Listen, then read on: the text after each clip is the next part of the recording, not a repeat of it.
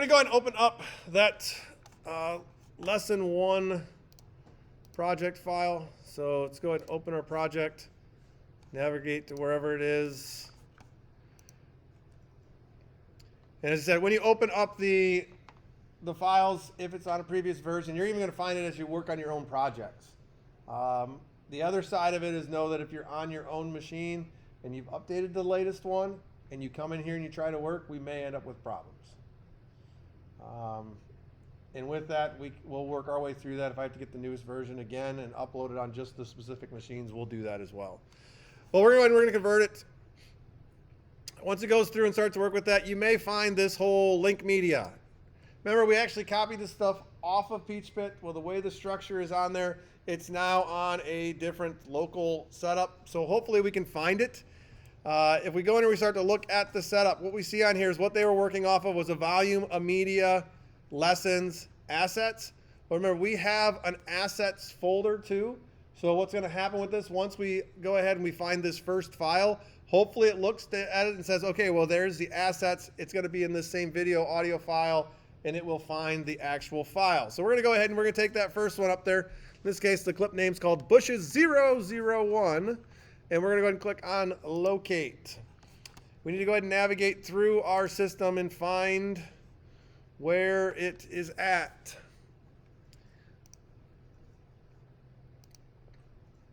So in this case, we're going to go users. Yours would be student. Mine, of course, is my name. It's not in desktop. It's in downloads. There's our assets. So I know up here the path that it was originally on was volumes, media, lessons, assets. So I've gone into assets, and then I see the next folder is going to be video and audio files. So if I toggle that down, inside of video audio files, it should be one called Desert.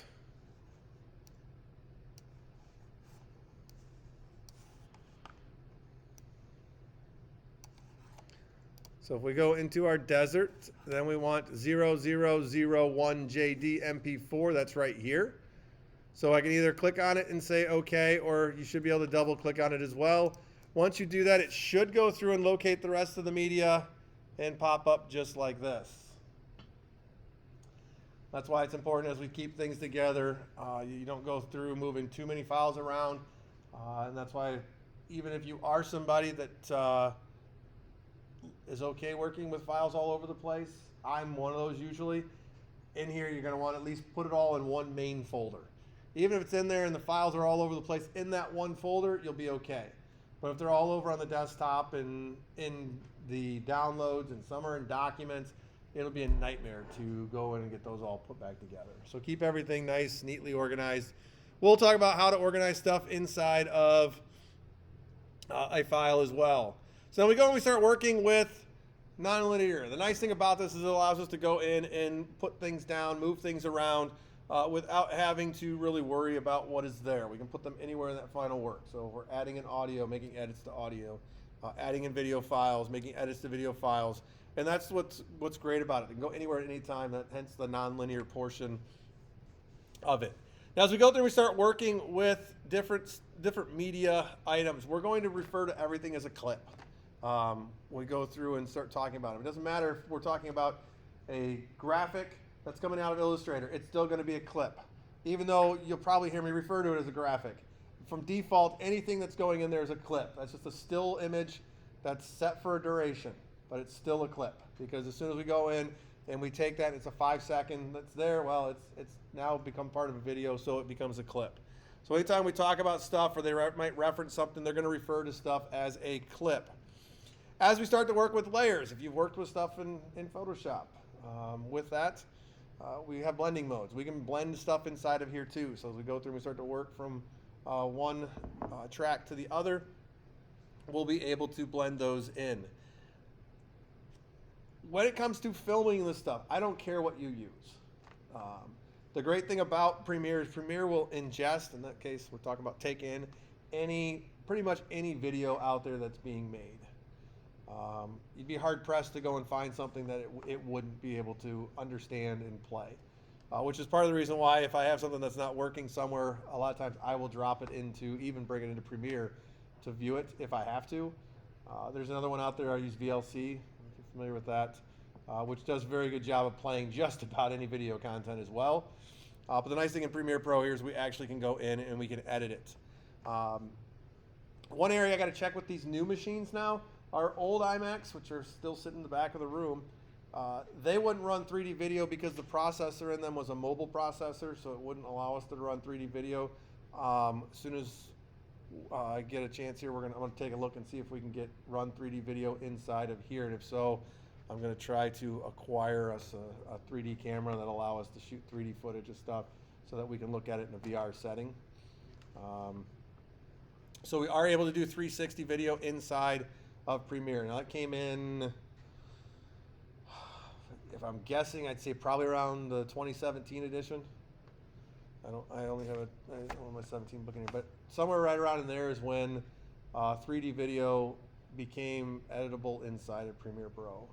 So you can do full 3D in there. So if you get a 3D camera, some of those are pretty cheap. If you go skiing and mount it on the top of your helmet, you can actually go in and take that and do 3D video going down the hill, and people can look around as you're skiing down and looking at something entirely different than what you're staring at. So there are a lot of things we can do with that. You're going to want to start to figure out what camera you're going to use. Most people have a cell phone that has camera capabilities on there. Just make sure you tripod it, so that way we don't sit there and, unless you're filming like the Blair Witch Project, where the camera's bouncing around constantly, you're going to want to go ahead and stabilize it. But the big thing to get used to as we get into even the first project is getting used to what exactly is the standard workflow that you're going to be working through. So if we really start thinking about a standard digital video workflow, it has 8 steps to it. The first thing is we have to acquire our media. This really is just how are you getting the footage. Ideally, for most of the stuff that we're working with, you're going to get new content. Create animation content.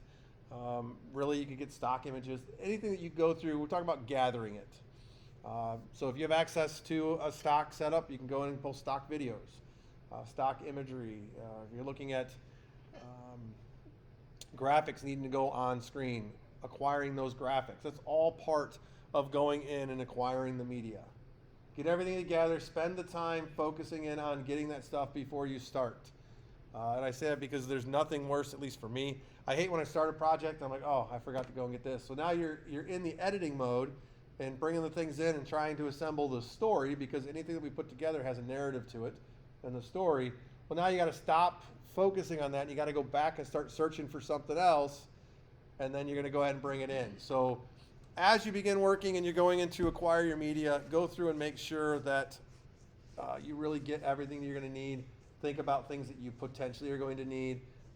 It's much better to have extra stuff than not have what it is that you need in there.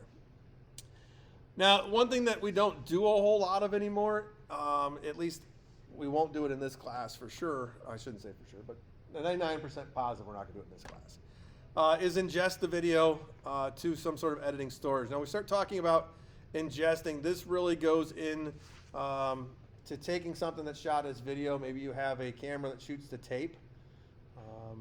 If you do that, then we can actually go ahead and change those videos into a digital file. That would be our ingesting. We connect it right to the computer. When we connect it into the computer in Premiere Pro is capable of controlling the camera. So we used to shoot with a lot of Sony Hi8 cameras. So we would have tapes. Now, the nice thing about tape is when we talk about storage purposes, it's got a much longer shelf life than we're going to have with digital file. So in the past, we would shoot on those Hi8 tapes, and I still have a bunch of them in my office even, that we'd go through, then we'd ingest it into the computer so that we could turn that and convert it into the digital file so we can edit it inside of Premiere.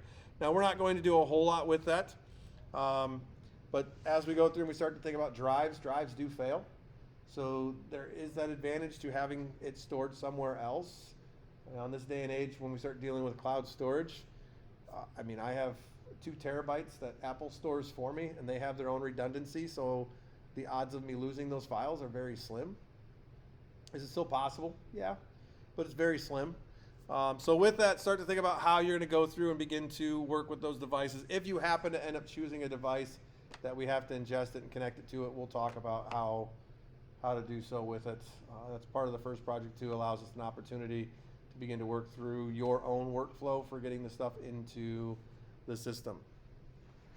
The third part is we're going to go through, we're going to organize our clips. Now, we talk about organizing our clips. This really works in two different fashions. We're talking about organizing our clips both in the computer itself and also organizing our clips inside of Premiere Pro. Now, as we start working in Premiere Pro, if we start thinking about what you would typically refer to as a folder, inside of our project panel, inside of Premiere, they're going to be referred to as bins. Just like with Photoshop, where all of the tools, techniques, and the language terminology comes from traditional forms, the same thing happens in here. They call them bins because if we go back to dealing with film, the film will actually be sitting in a bin, like a metal bin, where they have all of everything at, and you'll know that's in bin 2, reel 5. And you go through bin 2, oh, there's reel 5. So we're still going to do that. We're going to talk about those bins. So when we go through and deal with the bins, when we mention it, just know that's what it is. As you go through and start to organize them, you can get as deep as you want to in organizing them. You can have a bin and a bin and a bin and a bin. So as we go through and we start talking about that, just know that, of course, the deeper it's in there, the more you have to dig for certain things. You can color code them. So if you want to go in, I know that there's a lot of times even on here, they'll have us go through and you'll change a color. So maybe orange is for your graphics, and blue or the lavender color ends up being for your video files. Again, you can do as much as you want or as little as you want when you go through and organize them in there. Now, once we organize those clips, we're going to go ahead and we're going to create ourselves hey, my books are here, it says. We're going to go ahead and we're going to create a sequence. So as we go through and we start to build that sequence, once we have the stuff organized in there, we're going to put the sequence in there. Now, there's two ways we can go through and we can ultimately work. We can work by creating a sequence knowing the specifics of the output device, which is typically the way that you're going to want to work. I say typically because if we're working on something that's just a basic setup that it can go to any screen, there isn't a specific place in which it's going to go, you really have some freedoms to that as long as you know that what you're creating is going to be able to be seen there. So if I output something that's designed to go to a screen, well, if it's standard aspect ratio, it's going to go onto there. Now, if we're going somewhere specific, where it's specific pixel basis, then we need to make sure that that is exactly set to that size. Since as we start dealing with video, most stuff goes into an overscan method, so it'll scale it up and down automatically as you go through to send it to the device.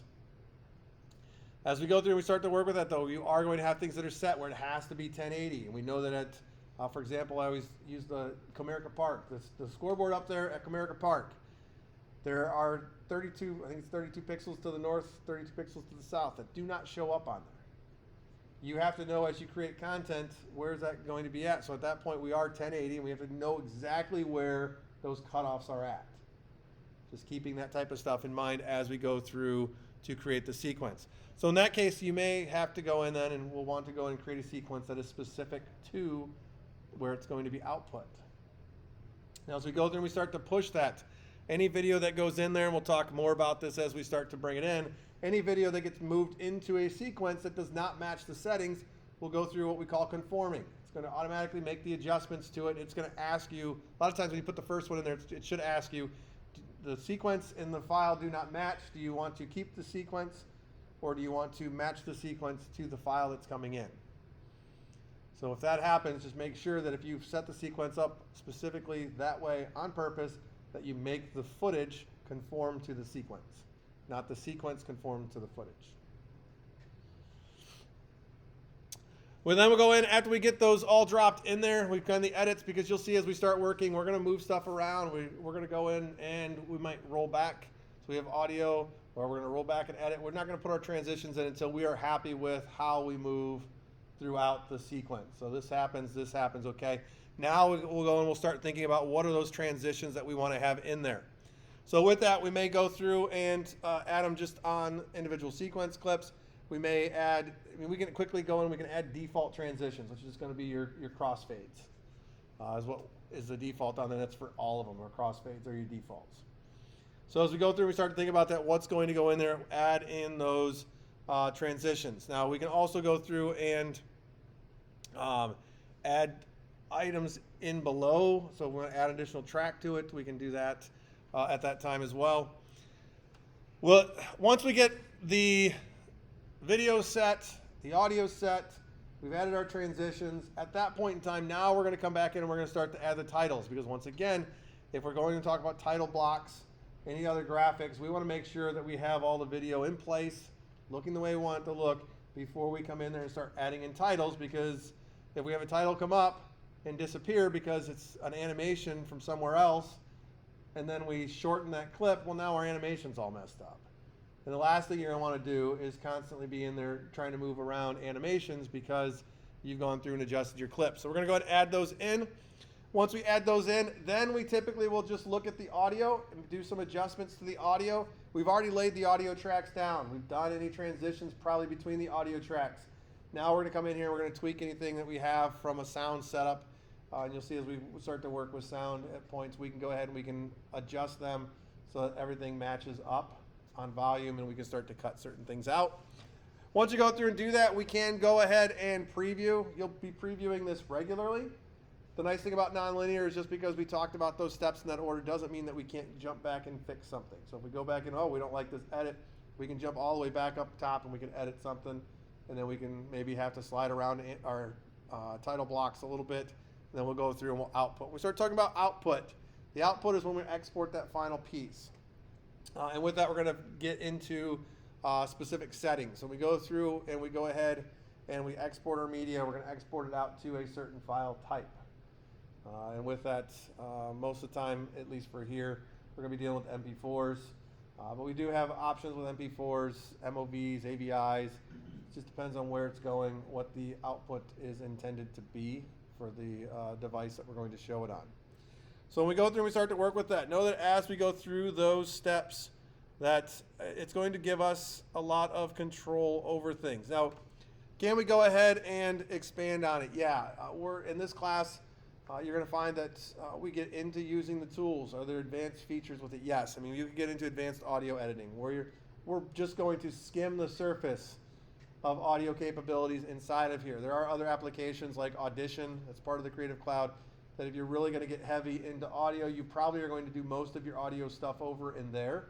You would then take the audio file from there and bring it into Premiere, and then do some minor tweaks inside of Premiere just to work with the audio. We can do color correction and grading. With that, there are some apps out there for speed grading as we go through and we start to look at what's in there. Keyframe controls, we have keyframing. We're going to talk about keyframing. There's a little bit of keyframing when we get into certain effects that we're going to use, especially if we start getting into 3D effects. So we will keyframe. If you're not familiar with keyframing, keyframes are just, at this point it looks like this, at this point it should look like that, and it automatically does what they call tweening. Long time ago, you used to have to put a keyframe, but then they made you select the keyframes and tell it you wanted to do tweening. And then go through and it'd write all of those individual keyframes for every single frame going through there. So what you would see inside of there is you'd see a keyframe and a keyframe to start with, and then when you tweened, all of a sudden the little keyframe indicator would go in between all of them. And some of the other apps actually just drew a line from keyframe to keyframe indicating that it changed. There's additional hardware support depending, again, what we're going through to work with. We can look at Mercury Playback, which allows us to go through, and it allows us either to let the software be the CPU, or it'll actually use the GPU that are inside of the computer. These are new computers.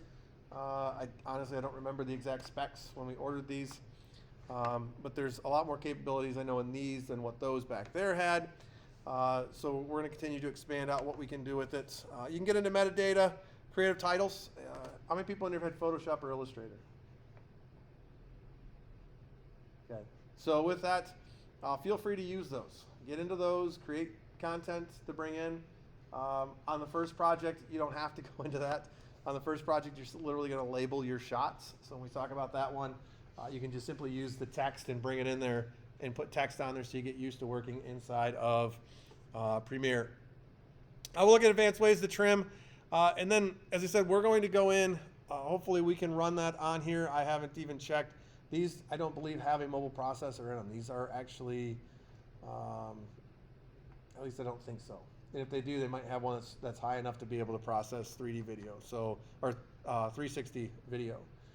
So hopefully we can get that going too, and we'll look at shooting some VR or 360 videos and load them onto, we've got two quests that are available, one that I carry around and one that is computer science. We also have an Oculus Rift in there that we can fire up to, and we can drop some videos on there so we can start to look at what happens with 3D video. And if we can add those on here, maybe we'll have some fun as a little class project for a day. We'll go shoot some 360 video across campus and then work to edit something into here. Now, as we go in and we begin to work with it, start thinking about the other software. There are some people that would get in and maybe say, well, this is Premiere Pro, that's all we're working with, so don't use anything else. I don't care what applications you use to create the content and acquire content. The only key in here is, of course, the final thing that we're assembling needs to be assembled in Premiere Pro. So if you, like I said, Photoshop, Illustrator, use it. If you're in After Effects and you want to create something in there fun animation-wise, use it, bring it in. If you know Audition, feel free to do audio over there. Even if you want to extract your audio from your video files and tweak the stuff in there, you can do that. We're not going to get really into Media Encoder for exporting it out to different areas. We're going to export all of our videos out specifically inside of Premiere just to an actual native file. So don't be afraid to use that stuff. Think about how those other things are going to work into your workflow. Play with the stuff. Think about what works for you, what doesn't work for you. I don't anticipate that all of your workflows are going to be identical. So as you go through and work with it, some of you may like, I know this is the first part of the clip that I want, so I'm going to shoot this, I'm going to edit that, and then I'm going to focus on, okay, now where's it going to go from there? As you go through and you start to assemble things or even come up with the concept of them, think about that narrative. I know a lot of what this class is about is really pushed towards learning a tool, in this case Premiere, but always remember as we're developing stuff, there's that story that's part of it. There's a narrative in there. What is the narrative for that? What are we trying to say? What are we trying to show? What are those pieces? On the first project, there is no narrative. The narrative of the first project is, I did the shots, here you go. It's all about equipment, process, and understanding how things are going to come in to here. So as we start going around and we tour what's available, we went through and we looked at what is inside of our application. The big thing as we start to get in here and start to function with them is understanding, file extensions. The file extensions for all of your Premiere Pro projects are going to be that .pr, proj. So anytime you see that, it should automatically open it up inside of Premiere Pro. So if we go ahead and we pull up this, or we start looking at this lesson 1 file, this allows us to see all the stuff that we went through, we looked at when we walked through that tutorial. So we should see our source monitor, you should see a program monitor, you should see your project panel. You may see other things that are also down there.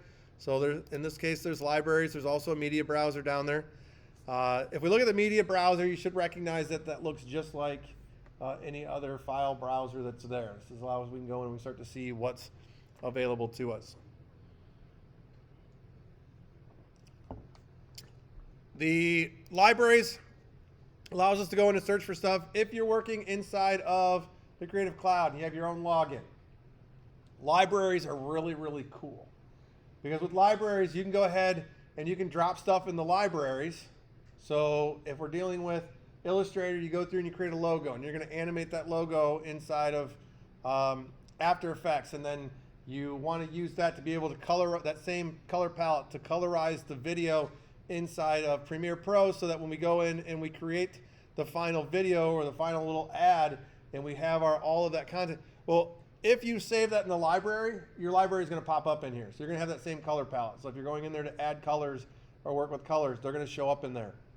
You can take graphics and you can save them in the library, and you'll have access to those graphics in any of the applications that you log into. So if you haven't used libraries in the past, it's something to start to think about. Because like I said, it goes all the way through the Creative Cloud, so you'll start to see these things showing up inside of here as well. And then we, of course, have everything related to our project that is in here. Now we go through and we start to work with this. The big thing about it is understanding what workspace is it that we're going to use. If you click on any of the workspaces across the top, so we click on Assembly. Again, these are all the way up here at the top. We click on Assembly, you can see what happens to the items down below. If we go in and we click on Editing, what are we seeing for the editing setup if we're going in for color? So in this case, we're going in here to start to deal with color, adjust color, start to look at what's going on with the different colors that are in there. I will warn you that when you get into color and you start playing with stuff, there's a lot of stuff in here that I say is beyond what I'm going to be focused on. So we're going to look in here and we'll start to look at how the color is showing up. Effects control, so as we apply effects to it, those will show up inside of there. And there's your audio clip mixer as well. It shows up underneath the color. If we go into effects, you'll notice over on the right side of the screen, all of a sudden our effects show up in there. That search box allows us to search through there. All of these other ones, Essential Graphics, Essential Sound, Lumetri Color, all of these will allow us to start to expand those out. So if you see that these are things we've worked with before. Markers, we talked briefly about markers that were identified inside of that one clip. Markers, we can go and we can put chapter markers. If there's certain parts of it, and we know that we take one large clip that we've shot and we know that we want different pieces of that. Well, we can go through and we can identify then, based upon where it is that we're going to actually extract out individual things. You shoot an entire car scene, and then you want to be able to cut to the inside of it. Well, you know what parts of the car stuff you want. We can go ahead and we can set markers up for that. History, what have we gone through and done? Yes, there are history states inside of here, just like everything else, so we can go back through our history. And then any info, so any movie that we have selected, any clip we have ready to go, we can see exactly what that is. Audio, probably can figure out, this is if we're going in, we're going to start working with all of our audio stuff, making edits to the audio. This is where we're going to be at. Graphics, so in this case, we're going in to bring graphics. Notice over there in the libraries, there are certain things that show up over there. So these are credits. There's coming up next. So what happens with these different things? You'll see as we roll over them, you'll notice that when I'm not on them, just like anything else we start working with, so as it's not active, we may find it going in there. It's going to actually drop down its resolution. When I hover over it, you'll see everything show up there. Nice thing about these credits, these are going to be able to be edited. So these are all slates. These are all things we can go in. We can start to look at adding in. We start looking at lower third, 2 lines. You can see there are certain things in here that you're going to find that are used over and over again. If you think about shows that you watch, they get used. So with that, look at what's available inside of here. These are all things, again, that are available to us to go in and start to work with. If we go through and we work on any of the panels, that's not the good one to show it with. On any of these panels, if you do click on it and it expands out, all you have to do is click on it once again to collapse it down. And say that so that if you open up this one, for example, and you're like, well, I want to get back to my other ones. How do I do that? Just click on it again. It's going to collapse itself back up. And lastly, if we go over here to libraries, it's going to pull up and allow you to see the main panel there on your right-hand side is libraries. Now, we can go through and we can move these however we want. So if I were to come in here and say, nope, I want to move this over, I want to move this over, bring this up, bring this up. We can do whatever we want with these. Any of these, if you go through and you adjust them, then you're like, well, I need it back the way it used to look. If you go to the top to the hamburger menu next to those, you will see all of them will come up to this reset to saved layout. The other option we have inside of here is save as a new workspace. So if we click on save as a new workspace, it's going to come up and ask you to go ahead and name it. You can go in here and you can name this and it will be what it is that you have set up. Only reason to do that would be if you do something really crazy. Again, you put your panels somewhere and you want to have them that way, then by all means create yourself a new workspace. Anytime you go through, if you move them around and then you want it to go back to the way it used to look, and I do this, I'll be working, the main one you'll see we're going to get into is going to be the editing one, and I'll work and I'll move stuff around, especially when we're sitting here talking about it. And then after I get done moving it around, I'm like, oh, I need this to look like it used to, so I'll just go back and reset the saved layout and it'll pop it right back to the way it's supposed to. That's available in all of them. So even in editing, same thing, you'll see reset to saved layout. The other thing to know is that if you've gone in and made any adjustments to that, slight adjustments to it, that reset is going to take it back. If you go in here and you make an adjustment inside of here, and you may have or may not have seen it when I brought over here. If I make an adjustment to this and I move to another one and I come back to it, notice what it looks like. It looks like the way it looked the last time you were in there. So if somebody else has used that, moved around the stuff in editing, and you come in and you sit down, you're like, that's not what it's supposed to look like, just reset it. Because like I said, it'll hold on to that last way that it looked, and until you reset it, it's not going to put them back to where they used to be at. So some people think that when you go through, once you click on that one, it's going to automatically go back to what it looked like in its default. It will not. So we go in here, we reset that so it looks the way that we want it to end up looking. Now we went in and we built and worked a little bit in that tutorial on working with the files that are in here. So we look at our sequence that's here. If you want to, we can go ahead and we can click over here inside of what's here. I'm going to unmute this just so your audio for a moment.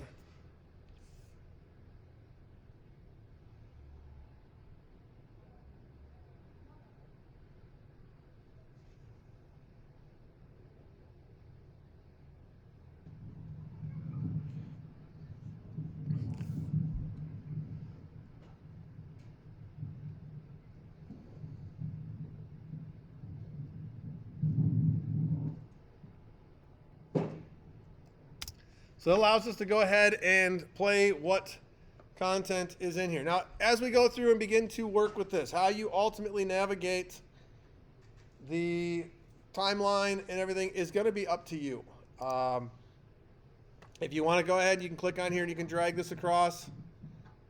If you hold down Shift, once you get close to an edit point, you'll see it should snap right to it. If you don't hold Shift down, it's not going to snap to that. The method that I tend to use is what we talked about before, is using the arrow keys. So if I go ahead and press down, it's going to go ahead and take me right there to the end. If you hit the home key, it's going to take you back to the very beginning of the sequence. If I hit the end key, it's going to take me to the end of the last clip that's inside of the sequence. We can also go ahead and we can use the arrow keys. Remember how I talked before, audio-wise? If you have it on here and you have your audio on, when you hit that, it is going to be playing the audio that you hear. I will tell you, it gets annoying at times when you're sitting there trying to work like that. So I tend to use up and down, but obviously as we start working frame by frame, you can use the arrow keys to move in there frame by frame. So if we go ahead, we can hit the space bar, go ahead, you can play that out if you want to.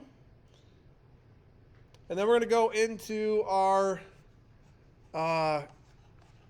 project lesson over here and start to work with some of the videos or the clips, and we're going to start bringing those clips into here and just kind of see what happens with them. So if we come over here, I'm just going to grab this bushes one, I'm just going to drag it in. Now you're going to see as we bring it in, we have the ability to place this wherever we want to place it. Keeping in mind as we go through to place it, if we go over top of something that already exists, notice it's going to go ahead and replace that footage. So as you move it in, it is important to pay attention to what's there. The other thing you're going to notice, if we look at the icons that are over here as well, is that we're going to see a video and an audio clip. So if we start to look at what is here, we see that we have both things. So what are we going to expect to see when we bring that into our timeline?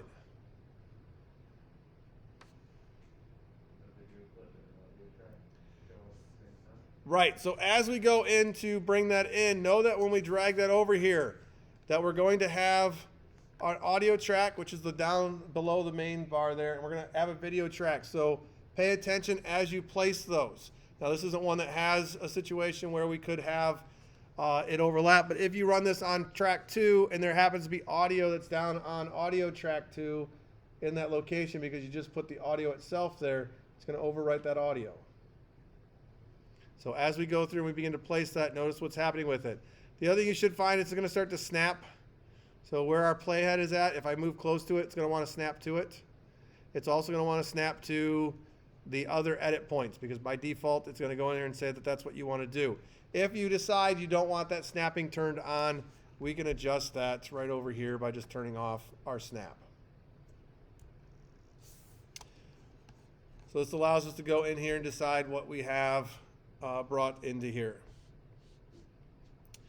So if we go in, we can move that playhead around. If we bring other audio or other video files in, if we go over top, again, remember it is going to go in and replace what is there.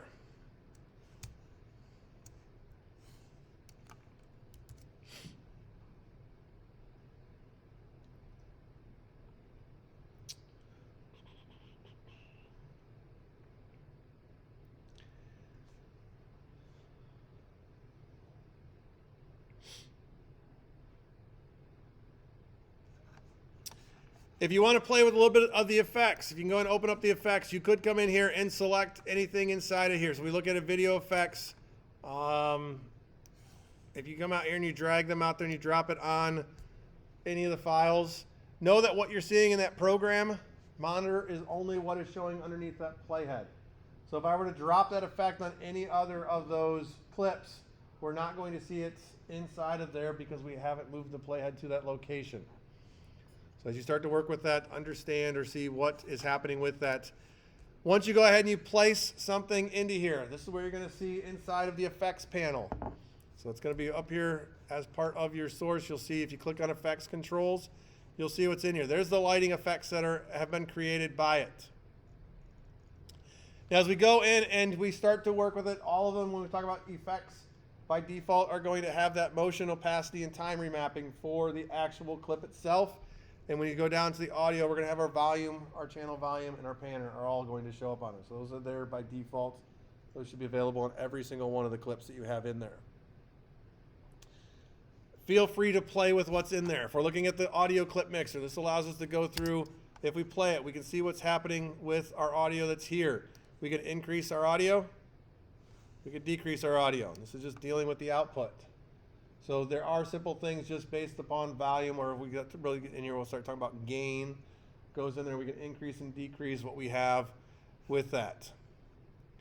The other thing we have the ability to do is to go in and mute a track. We can solo a track. And we can also go in and we can start to write keyframes. So this allows us to go in as we're working, we can set keyframes. What's going to happen with the keyframes there is we can control the volume then based on keyframes. So it'll automatically change and move from one to the next as we go through and work with it. If you've ever worked with an actual mixing console, anyone here work with an actual mixing console? It's the same concept. That's exactly what you have on it. At the bottom, you're going to have mutes. You can also solo out on there. You'll have dials that you can adjust. When we get into more controls, we can go all the way in, and you'll have the exact same control in here in a digital mixer that you have on a traditional analog mixer as things go through there.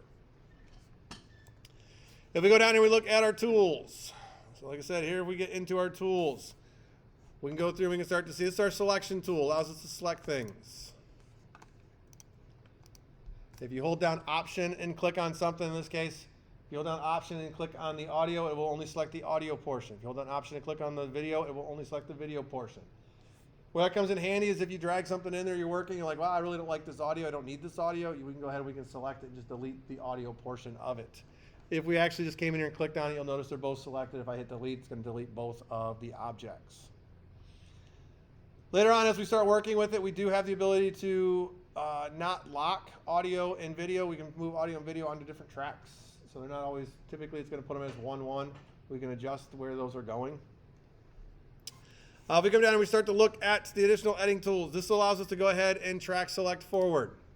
So as we go through and we start to work with this, we can track forward, we can track back as we go through and select our items. As I said, you can customize the workspace. If you do that, I do say try to go back in and reset it when you're done, or if you edit it, save yourself your own workspace. Now there are preferences we can have control over. Now when we're working on the Mac, they're going to be under the heading of the title, so Premiere Pro, down to Preferences. If you click on any of these, it's going to bring up the same preference panel. It's just whichever one you click on is going to be the active one. So in general, these are all the setups on there. I strongly suggest you don't change much in here. We get into our appearance. It's the only spot where some people are like, well, I don't like it so dark. We can go and we can adjust that. We can bring it up lighter if you want to, if you prefer that, or you can leave it on darker. You go to default, that's all the way down. We look at our interactive controls, the same thing. What's going to look at the color? It's a little hard to see, but if you look at just this right here, you'll see that it's changing just that portion. Same thing on our focus indicators. So with that, that's the outline of the box. So when you go through, if you think about the focus indicator being around the outside of the panel we're working on, that would adjust that. If you don't like the dark setup, then there are things we can do even inside of the system to change the system to go to the light setup. We can look at our audio. In this case, what's happening with it, audio hardware. Autosave. The nice thing is we go through and work, yes, autosave is set up. These are set up by default. So inside of here, every 15 minutes, it's going to automatically save the project. There's going to be a maximum of 20 versions saved to it. So when we talk about looking at it, the autosave and being able to step back, that's the maximum it's going to have with that. If you're working with Creative Cloud and you want to save backup project to that, you could do that as well. It's going to just, for sure, but it should only be saving the actual project, not all the assets, because you can imagine if it's trying to send to the cloud and stuff like that, the backup, it's going to take a little while.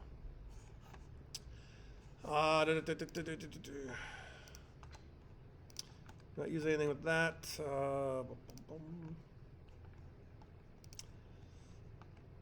Media cache. So when we go in here, we start to look at where is it caching it at. Most of these are going to be set to the default. It's going to be in your all your application support. So you shouldn't have to worry anything with that. Memory, in this case, you can go in if you're wondering what's going on with the system, or maybe the system's acting a little goofy. Go in here and take a look at how you have memory allocated for this. Because on these, you can see that there's 16 gigs of RAM installed. 5 is reserved for everything else. That's like the operating system and stuff like that. The other 11 are available to be used by the applications. So you shouldn't have any issues when we look at rendering. It's actually for performance.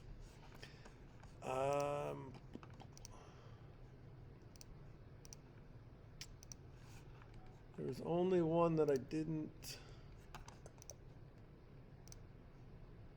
see.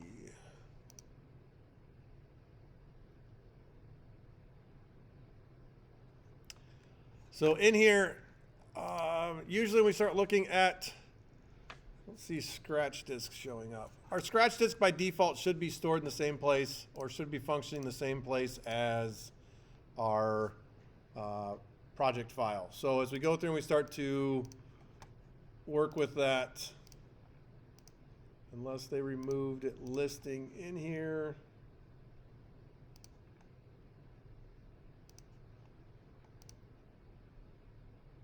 I don't see it even listed on here. So with that, inside of here, again, limit what it is that you go in and change, but if that appearance is a real issue for you, you can change that. If it's not auto-saving, it's nice to know you can go in and set that up. Or if you're working on your own machine and auto-saving is bogging your machine down, because I have seen some, if it may take 5 minutes to auto-save, and people are going and will just turn that off, or they'll ramp the auto-save time up. Like only save every hour. But if you're losing 5 minutes every 15 minutes, you might get tired of working with that. So I'll go ahead and click OK. So that allows us to go in and adjust what is in there. As I said, you can change the keyboard shortcuts. I don't encourage it. But if we come up here to Premiere Pro and we come down to where it says keyboard shortcuts, these are the keyboard shortcuts that are currently set up inside of the application. So if you're wondering how to move using mainly the keyboard for navigation, if you're one of those that likes the keyboard navigation features, by all means go in. You can start to see where they are at inside of here. So these are all of the different controls that are available to you.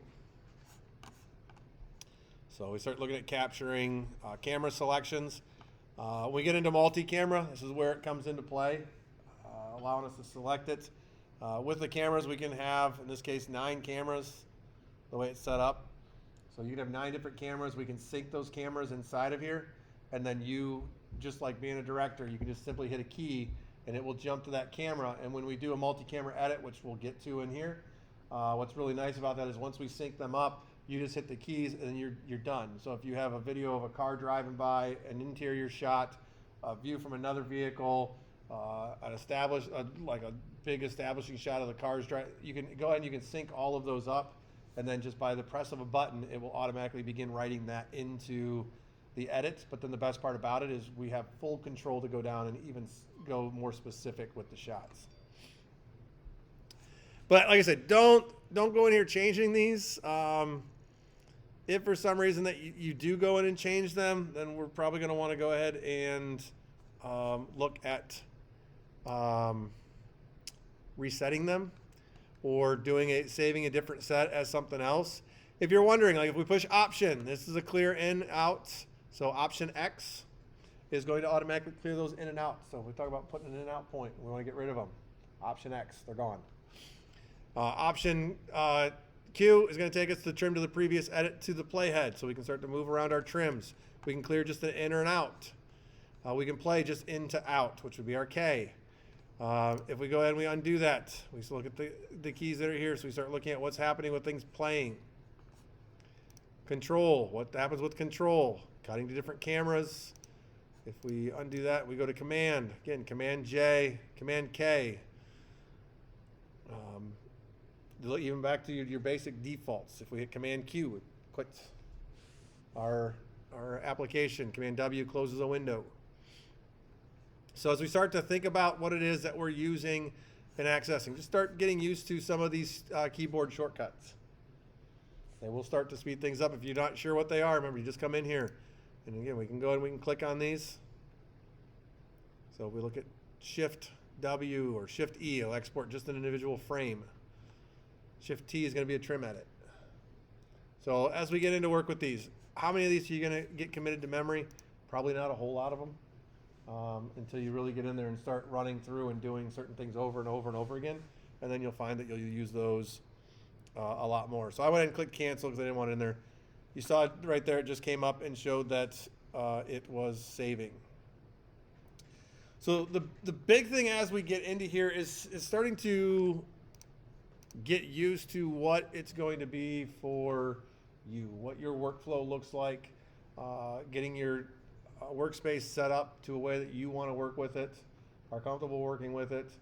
Where do you want your tools to be at? As I said, from a standpoint for me as I begin to lecture or continue to lecture on the different stuff, is that the more yours looks like mine, the easier it is going to be to follow the problems that you run into. If it looks like this, the easier it's going to be for me to be able to assist you as we get into it without having to dig too much into there.